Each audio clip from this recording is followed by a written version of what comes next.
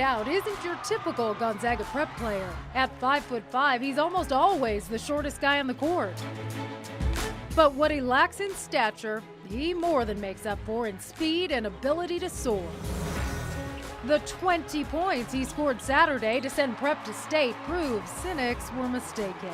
Oh, you're too small, you can't shoot, and, and those people are, I'm proving wrong.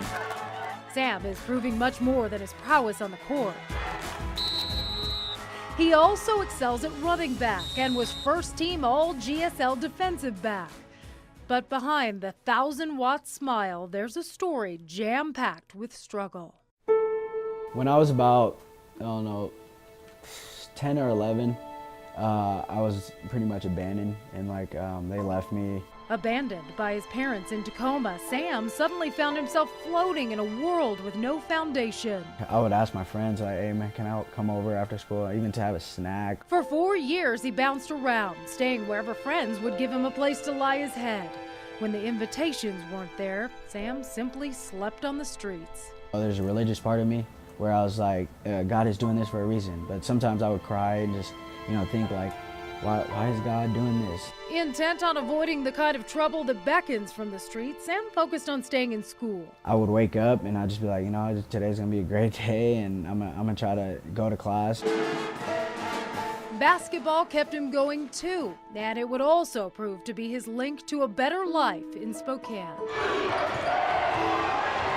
In 2011, fellow AAU basketball teammate Reed Hopkins was in Seattle for a tournament when Sam opened up. I told him, I was like, yeah, my friend's mom put my stuff outside, and I don't have a place to go. Hopkins invited Sam to live with his family in Spokane for his sophomore year. He enrolled at Gonzaga Prep and realized he was trailing behind his classmates.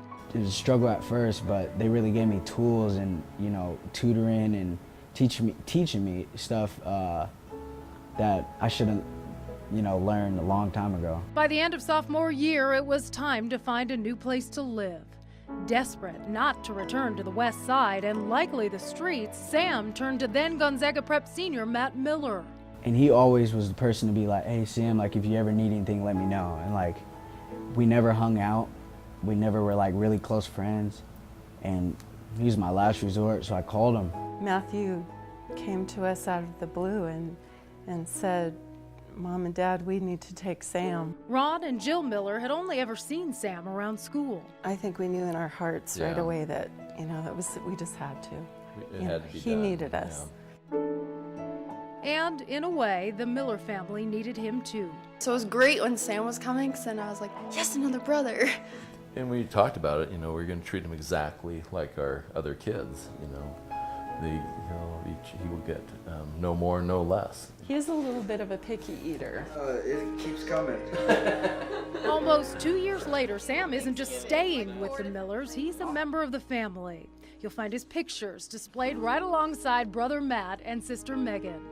My mom, Jill, she's big on the senior pictures, and she made me how to, trim up and look good, so. I just think of him as my son. Yeah.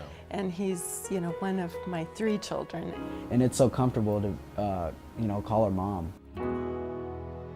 For the first time in his life, no one is telling Sam to move on.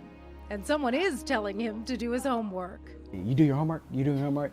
He's one of those dads. We're in it for the long haul, and I think once he got that, once he felt that, you could just see a change. Sam seized the Millers' love and support and shows his appreciation through action.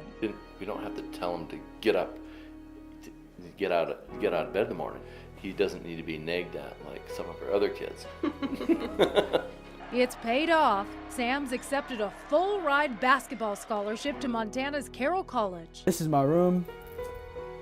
Yeah, lots of Green Bay stuff. When he goes to college in the fall, the Millers say Sam's bedroom will stay just as it is, ready for him to return for vacations and holidays. I hope that he always considers this home. I think he will. Not only does Sam consider this his only real home, he considers the Millers a lifeline. Without them, I would be on the streets, and to tell you the truth, I don't know if I would, be around. I don't think any of us can really imagine the trouble and tears Sam has endured. But it's clear he's come through it as a grateful young man with an unstoppable spirit. I'm in a great situation, and I'm very blessed. I love it.